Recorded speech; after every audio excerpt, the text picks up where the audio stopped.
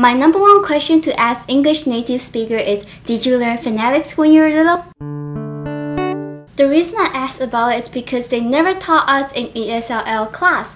And then I did not know about phonetics until several years later after I have already learned English. In this video, I want to share with you how I was taught Chinese Mandarin in China.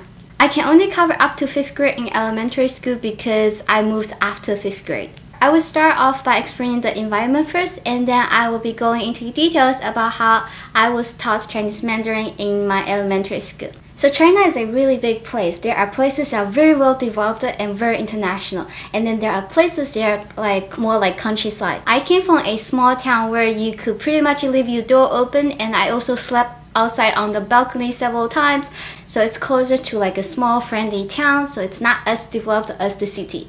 In the place I came from, 2 languages. One is Chinese Mandarin, the official language for mainland China. And the second language is our local language, which is known as Fuzhonese. So in the class, we spoke Chinese Mandarin. But once outside the class, there were students who preferred to speak in Fuzhonese because that's the language that we use to talk to our parents, our grandparents, and people around us.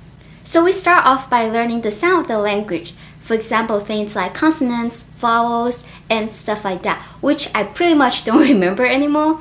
Once we learn the basics, we start forming the sounds by combining them. And then we also learned about tones. One of the activities that I remember doing is a tongue twister because of how tones can really dramatically change what you're trying to say. And you can really play around with the tones, so it's really fascinating. So just as most Chinese learners, we start off with pinyin as well. Our textbook will have a pinyin on the top and then Chinese characters on the bottom.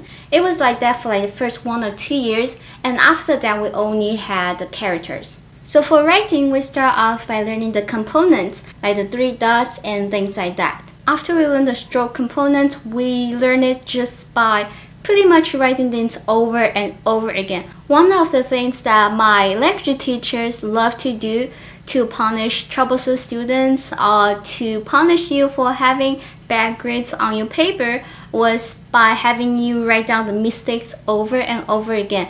And I don't mean just like 10 times or something like that. Usually it was like either 20 times or 100 times, and we had moderators or class presidents who had to check it off before you could go home. So even for the natives, we learn writing by rote memorization, and eventually it sticks to your head. One of the classes that I had to take was a calligraphy class. Now I want to say that I'm old, so we are talking about like 1999 or maybe even 1998. That's when we had to take calligraphy class. I think I took it for like either a year or 2, I don't really remember. In our calligraphy class, we write the characters by using ink and brush. The class could get quite messy sometimes. But anyways, I thought that was pretty interesting. I don't know if they do that in the city, or I don't know if they still do it now. Okay, so that's how I was taught Chinese Mandarin in China. I hope you like this video. Thank you for watching. Bye! You could leave your door open and you'll be fine. Even though there were a few times someone tried to break in the house, but that's another story.